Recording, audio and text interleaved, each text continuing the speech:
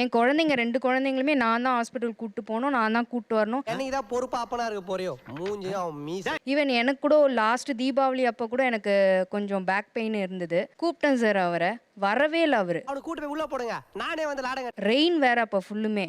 நானே என்ன வண்டியை எடுத்துட்டு ஒரு கையில் அம்ப்ரலா, ஒரு கையில் வண்டி. ஏய் உனக்கெல்லாம் வேற இருக்காடா? அப்போ கூட அவர் ஒரு கிளைண்ட்டு, அந்த பிஸ்னஸ்ஸு அதுதான் அவருக்கு பெருசாக தெரிஞ்சதே தவிர நான் அதை ரொம்ப ஃபீல் பண்ணிட்டேன் சார். யோ ஏன் இப்படி சீப்பா பண்ணிட்டு இருக்க? இப்போதான் அவங்க சொல்லியிருக்காங்க, இனிமேல் ஒரு நிமிஷம். ஏமா இப்பதான் சொல்றீங்களாமா? இல்லை சார், 5 இயர்ஸாகவே சொல்லிட்டு இருக்கேன். சபா இப்பவே கண்ணை கட்டுது.